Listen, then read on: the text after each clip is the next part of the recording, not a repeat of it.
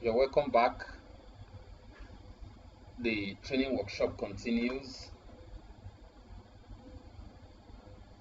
In the last module, we ended up with ellipse arc, and we saw how the ellipse arc tool can be used to draw an arc of any kind.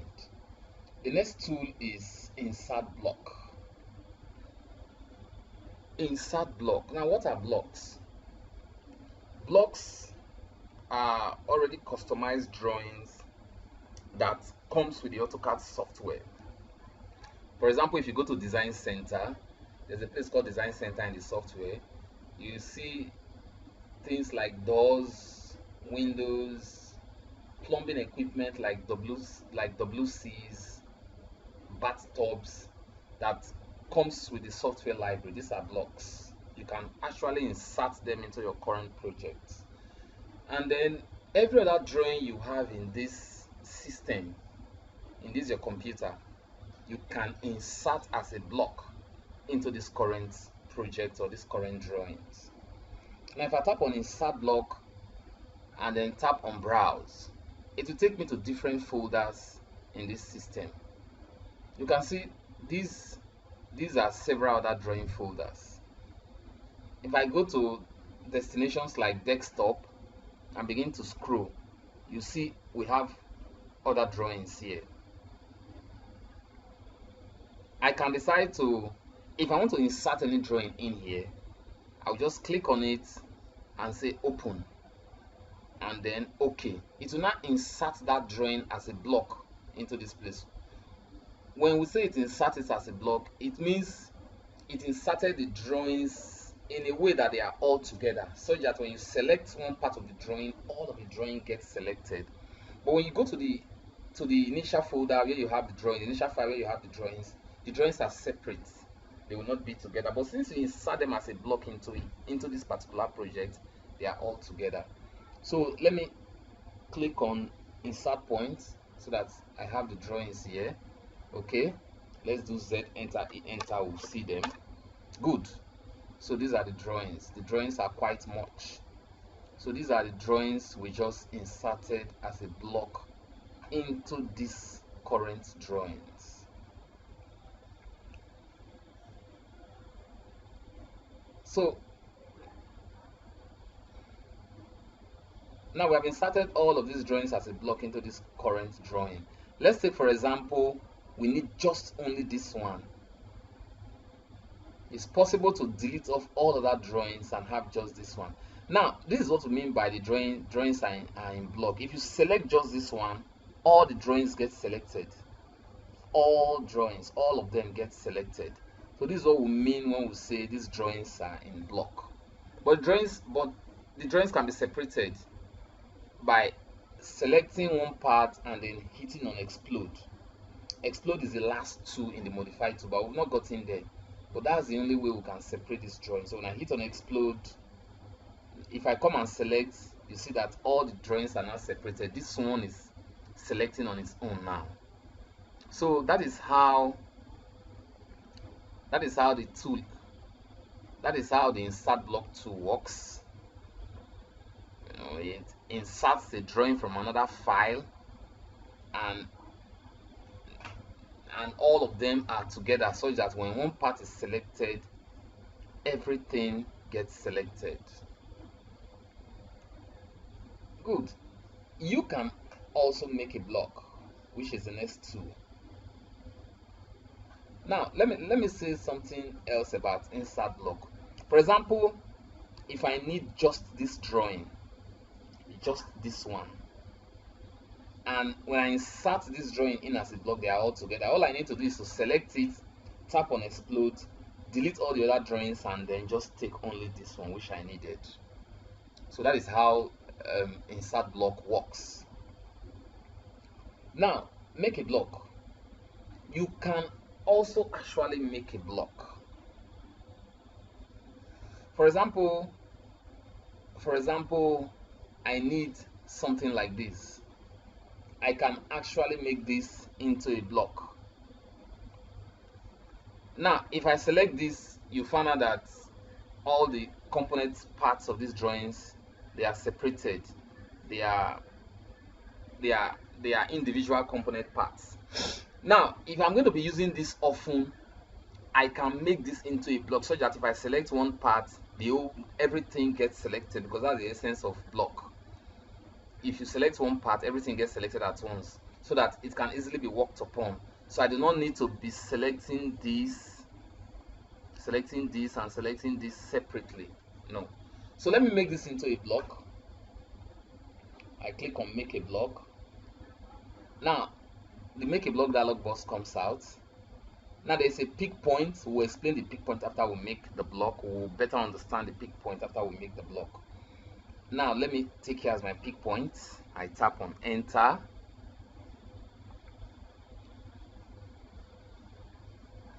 Sorry, let me begin the whole process again. Now I click on make a block. Now the make a block dialog box comes out. I have to pick a point by clicking on this pick point tool. Takes me back to the drawing. I take here as my pick point. Now I need to select the object I want to make into a block. So I click on this icon here, and then I click from my lower right and drag to my upper left to select this entire drawings that I want to make into a block. I click and then I hit enter. Now you see the preview of what we want to make into a block. Now I give it a name. Just type anything for a name and I say okay. Now initially this drawing was made with lines that are separate, but now I've made it into a block and everything is together. If I come and select one part now, everywhere gets selected. You see what I refer to as a pick point, this blue grip. Remember, this was where we indicated as our pick point. So with this blue grip, you can actually move this guy up and down, up and down. So that's how the make a block tool works. Now if I need to work on this drawing severally, it's now very easy to work upon, because if I want to make use of it, all I need to do is to come and just click on one part of it and the whole parts get selected. So it's easy to work upon. That's the essence of making it into a block, and that is how the make a block tool works. Like what we have explained before, when we're doing insert block, we can remove this drawing from a block by selecting it and hitting explode and clicking on explode in the modify tool. Now this guy is now separate, but this guy is still in a block. So that is how the make a block tool works. Now very quickly we go to the next tool, which is point. Now the point tool in AutoCAD is about the simplest tool to work with. All you need to do is to click it and then just begin to click to add points.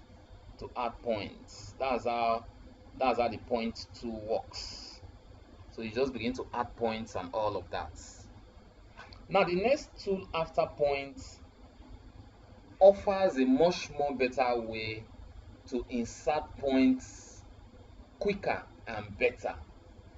And apart from points in this tool, you also have other patterns that you can insert. We call them hash patterns. That is why the tool itself is called hash. You use the tool to insert patterns inside a closed space easily and faster at specified angles and specified scale or distances from one another. That's how that tool works. So I click on hash. When I click on hash, now this pattern here, this browse button contains different patterns. That is why you have pattern here. If you tap on this browse button, you'll be exposed to different patterns. So these are the patterns. You have so many hash patterns. You can select on any pattern you want. Now the patterns are arranged in alphabetical order, starting from A down. So let's come down to D and take dots, which correspond to these points that we used when we are using point command, when we are treating point command. So I take on dots and I say okay. Now I told you earlier that hash enables you to specify angles and scale or distances from one another. So now let's assume we are specifying an angle of 45 degrees and we are specifying a scale of 50. The angle is the orientation of the pattern, while the scale is how big or how small the pattern will be. Then I click on add pick point, takes me back to my drawing. Now I need to now specify what I want to hatch, the close boundary that I want to hatch. So let me specify this close boundary. I click on it. When I click on it, I tap enter on my keyboard. You can see the preview button is now highlighted, so I can tap on preview. So this is how the hash pattern looks like. Now if I want to manipulate the scale or the angle, I can just click outside and the dialog box will come out. So I can now increase the scale to say 200, and then I can preview again. You see, the distances between the hash patterns just got bigger. So I can click outside, and if I want to change scale or angle again, I can. And if I'm okay, all I just need to do is to tap on OK to finalize or permanent the hash patterns. So this is how the hash tool works. Now very quickly, let us use another hash tool. This time let us use line as our hash pattern. So I click on hash. Now I come to pattern, the browse button close to pattern, which is this one. I tap on it, and then I come down to line, L, GHIJKL. So it is still down, and this is it, line. I tap on OK. Let me leave my angle at 45, and then I use a scale of 500. Okay, I come to add pick point, takes me back to the drawing. I click the inner point that I want to hash. After clicking the inner point, you tap on enter for the dialog box. You tap on enter for the dialog box to come out, to come back. Now I can see, okay, let me preview. Now you can see that the spaces between the hash pattern is too much. So I want to reduce the scale, because the scale controls the spaces between the patterns. So I click on outside, and then I reduce the scale to 200. Let's go back to that 200, and then let's preview. Good. I click outside to bring back the dialog box. I want to even reduce further to 100. I preview. Now I want to change the scale to 90. You can see that the lines are at angle 45 degrees. Look at the lines. Now let me change to 90, and you see that the lines will be standing vertical. 90, preview. Good. And then I click outside and say OK to permanent the hash pattern. So this is how the hash tool works. Now quickly we go over to the gradient tool. Now why we use hash pattern to fill an enclosed space with pattern. While we use hash to fill an enclosed space with pattern, as you can see here, gradient fills an enclosed space with color. For example, if I have this and I want to fill it with color, just as I've used hash to fill these rectangles with pattern, I will work with gradients. Now clicking the gradient tool, you can see the gradient manager dialog toolbox comes out. You can see you have one color, you have two color. Just like hash, you have add pick points and all of that. If you want one color, just select on one color. If you have two color, if you want two color, just select on two color. Now you can go into the color library by tapping on this browse button. You can see different colors. You can select any one of your choice. Tap OK. Then you say add pick points. Takes you back to your drawing. You click the closed space that you want to gradient, and then you tap on enter like we've done in hatch, and then you can preview just like we've done in hatch, and then you see this color coming out. Good. So if you want to permanent it, you click outside, the gradient dialog box comes out. If you want to change the color, you can change from here. Go to two color, click on the browse button for the color library to come out. Say OK. You can preview. You see there is now mixture of the initial color that was selected in one color with this one that we now selected when we went to two colors. That is, it is now mixing the one we selected in one color and the one we now selected in the two colors, now mixing them together. That's what we'll have there. Now let's select another color to see how it will mix it. Good. You see, it's now mixing it up. Preview. You can see how it is mixing it up. This is the green and then this is the purple. So it is now mixing it up with the one we earlier selected. If you come here and then take another color, you see this now? It is mixing it up. Preview.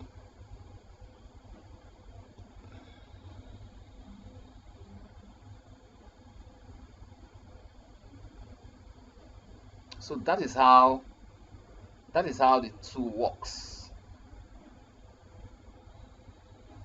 When you are satisfied, you can say okay, and that is it. So that is how the gradient tool works. Very quickly, we move on to the region tool. Now, what does the region tool does? The region tool can bring a series of lines together, convert it into one stretch of line, and then the closed area that line encircles will now be recognized as a region in AutoCAD. This is what I mean. If you have these lines,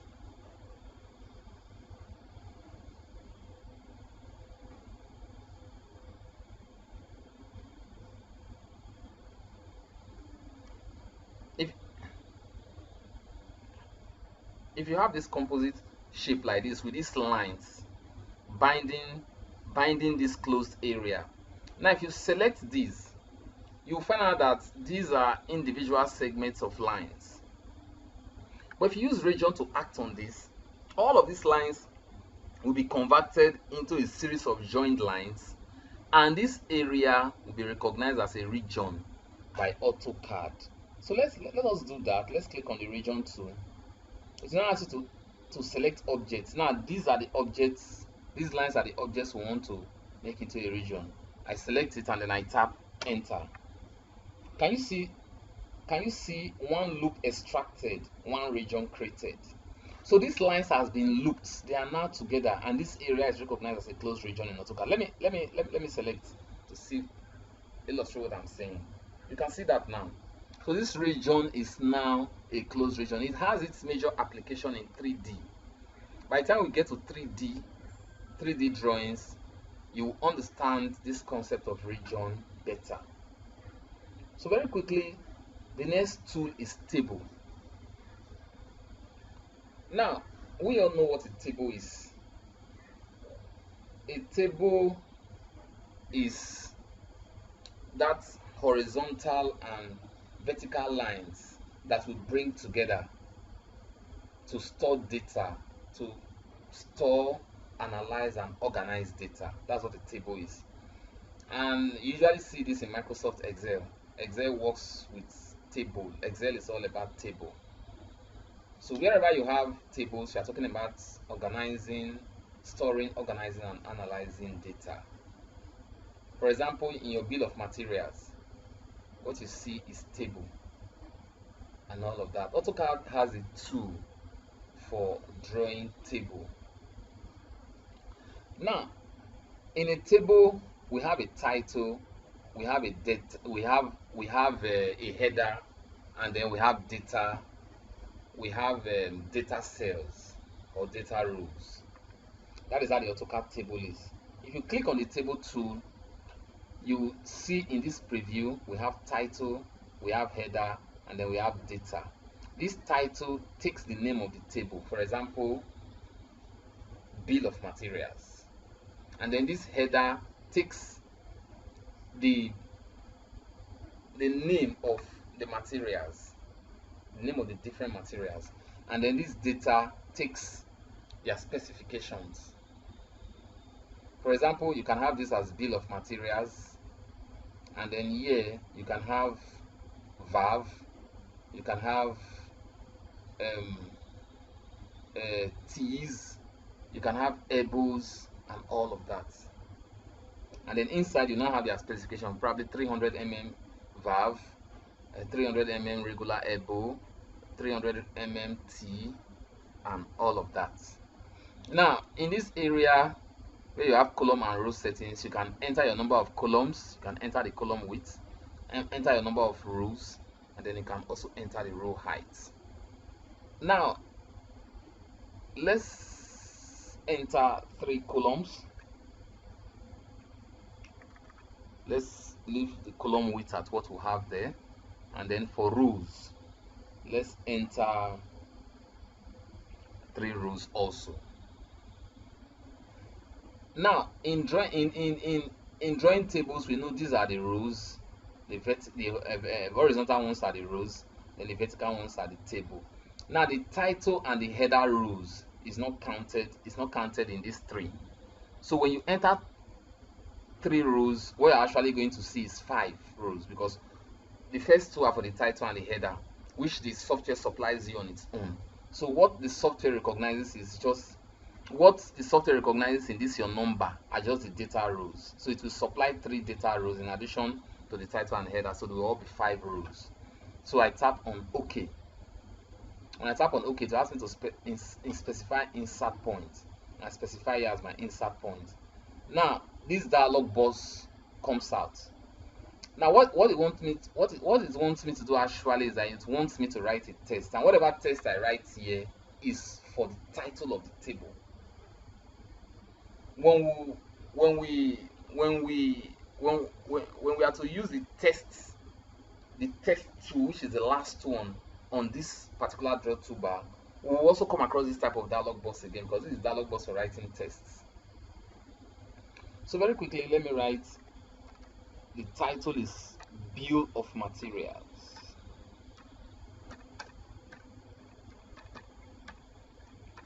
Bill of Materials, that's the title. And then I tap OK. The table is very, very small. Very, very small. Like what I've explained to you, you can see we have 1, 2, 3, 4, 5. But what the software actually gives us for the 3 data rows we enter are 1, 2, 3. This is the title and this is the header. Software supplies us on its own. So what we'll do about this is just to scale it. We select it, we come to our modify toolbar, we tap on scale, and then let's enter, say, like 10 as our scale factor. Okay, it is still small, so proceed forward to scale it again, this time with like 20. Good. So the scaling is all about making it bigger. By the time we get to scale in the modify toolbar, we'll talk more about that. Now, like I said before, this is the title of the table, Bill of Materials, which will enter through that dialog box that came out. Now, if we want to write in the header, all we need to do is to just double click on it. Double click on it, we can write valve and tap enter. If you want to write in any of the cells, all you need to do is just double click. You can write T, tap enter, double click, you can write elbow and enter. So this is just how the table tool works. You can write gate valve,